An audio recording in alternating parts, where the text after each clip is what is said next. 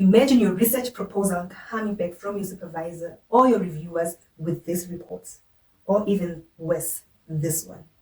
This is no good. This is why in this video, I am going to give you all the essential components of writing a winning proposal. My name is Lerato Kanomsa of All Things Academia, where we explore and explain all things in the academic world. If you are a student, a tutor, a lecturer, a researcher, or in any way part of academia, then you, my lovely, are in the right place. Just click the subscribe button below so that you can get notified every time I drop useful academic content such as this one. Firstly, we need to understand the purpose of a research proposal, and this can be categorized into two: external and internal. External has to do with others, everyone else but you, and internal has to do with you. So when we look at the external purpose of the proposal, is basically thinking about what others want to know about your research. This is you telling them what you want to do, how you want to do it, when you're going to do it, how long do you need to do it, and who all will contribute to what you are doing. Basically giving them the detailed tea on what you're about to do. So when we think about the internal purpose of your research proposal, this is basically a blueprint, a whole plan, step by step for you, what you want to execute, what you're going to do, how you're going to do it, when you're going to do it, with whom are you going to do it, what you need to do it. So this is why when you have crafted the proposal the right way, you have basically finished your degree, because all that's left to do is for you to execute the plan, doing what the plan says you must do when you need to do it. Like seriously, just like Nike, just do it. Now that we know the external and the internal purpose of a research proposal, it is time to think about the components that you need. And we are going to focus mostly on the external purpose, or the external part, because the whole idea of proposal is you proposing to others what you're trying to do and how you're trying to do it. Basically convincing them that what you're saying you're going to do, you're going to be able to do it in a period of time that you have been given. So the first component you need to think about is your research topic. Yes, lovelies. The research topic needs to be interesting and exciting. The interesting part is basically more focused on the external, while the exciting part is focused on the internal, about you, baby. What does this mean? Is that when you say your research topic to others, it needs to be interesting to them. They need to hear it and think, I'm also wondering. I also want to know about this. She wants to know, he wants to know, we want to know. Okay, moving on. So when they hear this topic, they should be interested. It should be something that is interesting to the person who's hearing it. However, the exciting part is all about you, because this topic should be something that you are excited about, you are passionate about, that will drive you to the end of your thesis. This is a topic that if you have to wake up at 3 a.m. to think about, to plan, to discuss, you are excited to do so. Yes, at 3 a.m. because that's what it takes for you to complete your thesis. Waking up and thinking about your topic at 3 a.m. Thinking about it when you sleep, when you walk, when you eat. Basically, it still needs to be exciting, because that's all that's going to be in your mind for the next 3 years, 1 year, or the 6 months, depending on what level of degree and the kind of thesis that you are doing. Back to the point. As interesting and exciting your research topic could be, it also needs to be important, significant. It needs to add value to the already existing body of literature. It needs to be worthwhile. It could be interesting, but not worthwhile. It could be exciting, but not worthwhile. And we'll see that later on as we continue with this video. The next component you want to consider is conducting a thorough literature review. This includes you reading, summarizing, analyzing, synthesizing the already existing literature to see where your research fits in. At this point, you don't want to just summarize what the existing literature say and putting it there. You need to be strategic about it. You need to do it in a critical way, meaning grouping ideas together, saying who agrees with this thought, who disagrees with this thought, who says something similar to who says something that contradicts someone else. Basically, you need to have the author having a conversation with each other on that particular topic. If someone else has contributed something to what someone else had foundations to, you need to say, this person started here, but this one added this element to this literature, and this is how it's helping my research. This is why we say relevant literature. It needs to be relevant to your study, because there is like a million plethora of literature out there, and not all that literature is relevant to your study, even if it's around the same topic, because the topic is broad, but you need to narrow it, especially with the literature review.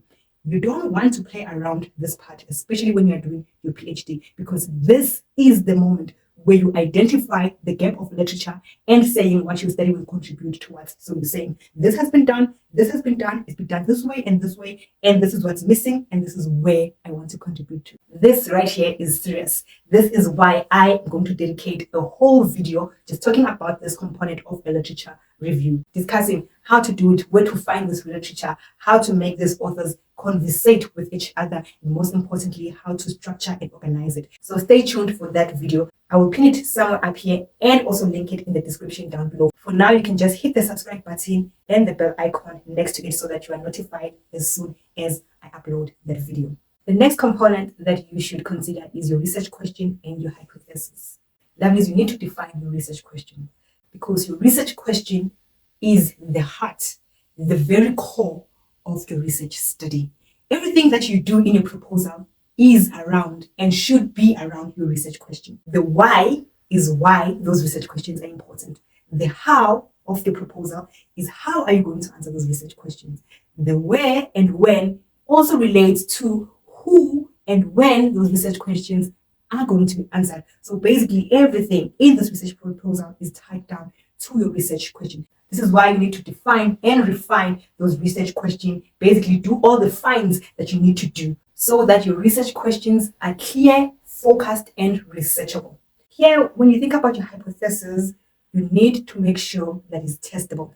I know sometimes in humanities, we hardly even bother ourselves with hypothesis because we think it's not important. How can you hypothesize something when you're doing humanities? But you actually need to, because your reviewers, your supervisors in your proposals want to know what you're expecting.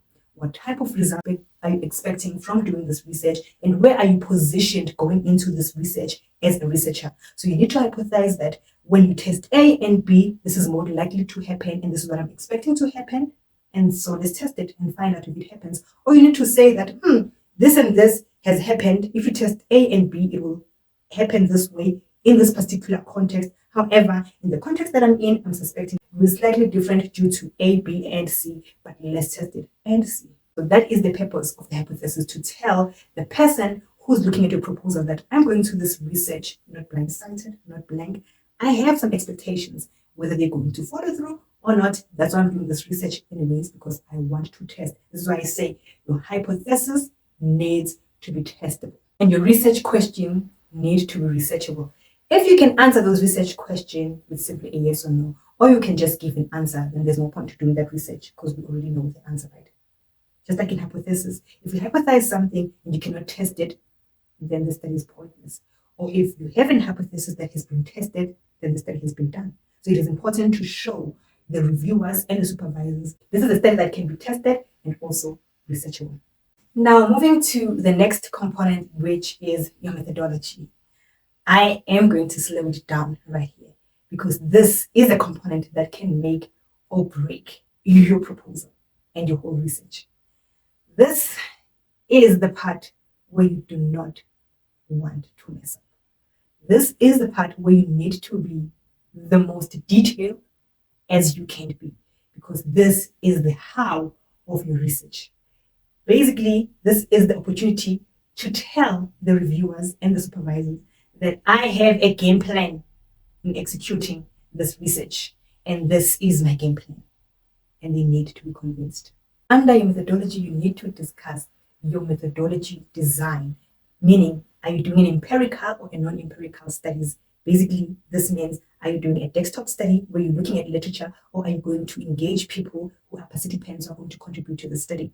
And if so, are you doing a qualitative or a quantitative study? Meaning, are you dealing with numbers, looking at demographics and populations in numbers, or are you asking questions that are related to personal experiences and issues? And in figuring out, you need to say the modes or the methods that you're going to need to collect the data, which is called data collection. Are you doing surveys? Are you doing interviews? If interviews, are you doing formal or informal interviews or semi-structured interviews? If you are doing surveys, how large of a demographic are you targeting with the surveys?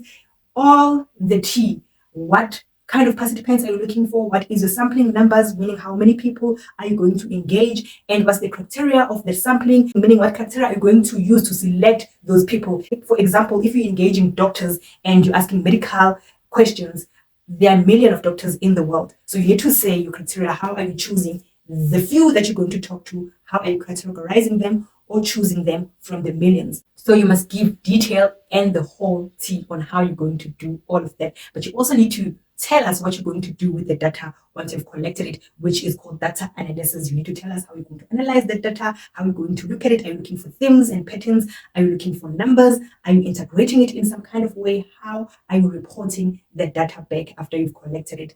This is the part that will give you a go ahead or shut it down from your supervisors and your review. So this is not the session to play around. And again, I am going to have a video dedicated especially to this section, telling you how to structure it and how to articulate your methods in a way that will impress your supervisors and your reviewers. So stay tuned for that video.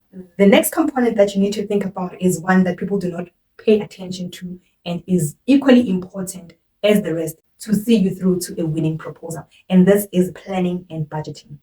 The planning is basically you convincing the people that you are talking to that you have a solid plan. How long do you need to execute this plan? How are you breaking it down into bite-sized, achievable goals? And how are you going to go about doing it? And so if you want to say you're going to conduct a study in 3 years that we know, or the reviewers from the experience know that you're going to need 6 years, this is where you're going to fail. So you need to be very realistic in your planning and your breakdown of this plan. You need to give details on which section you're going to execute at what time and how, and what skills do you need to execute that, and show that you have those skills. If not, there's a skill that you need still to acquire. You need to make time for that and include it in your plan. Same as the budget.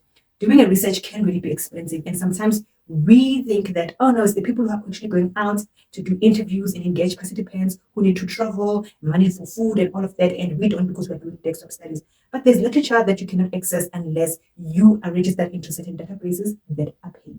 Yes, premium. You need to be aware of these things and you need to put it down that in some instances I'm going to need literature that I need to buy, and this is how much it's going to cost me, and I do have the money, or how I'm going to acquire that money that I need. You need to show that you have all the resources and equipment that you need to execute the study. And this is the section where you get the opportunity to do that. At this point, we have discussed the what of your study, which is the topic and the research question, the how of your study, which is your methodology, and now we move on to the why of your study. And this component is called the significance of the research.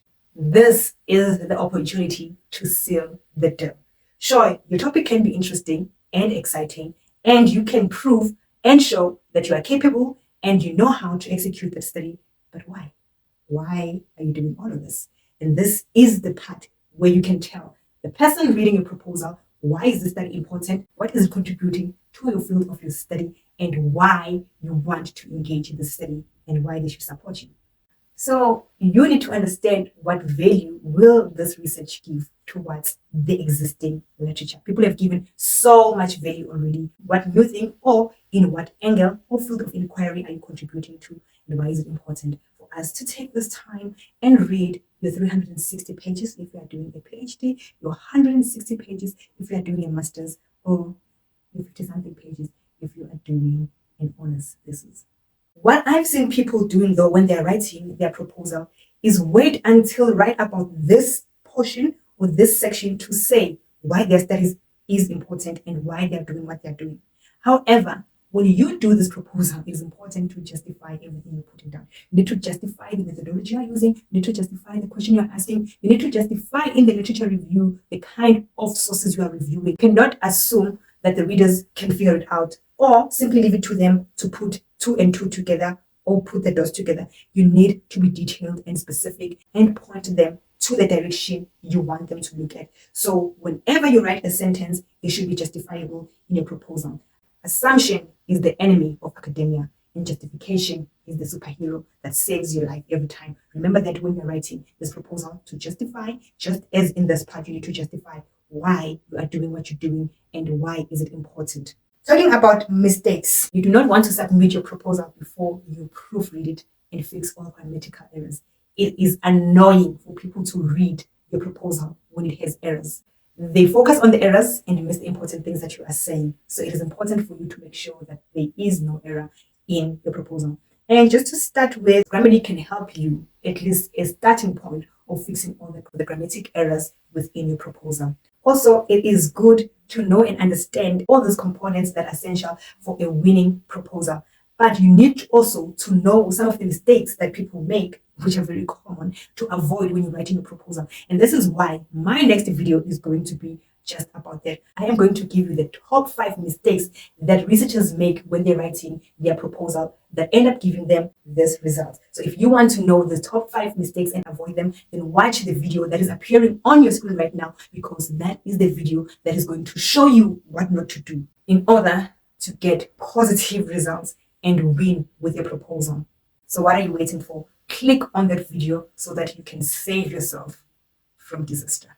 Also, be sure to like and share this video with your friend as I project to you love and grace in a way of 2 Corinthians 13 verse 14.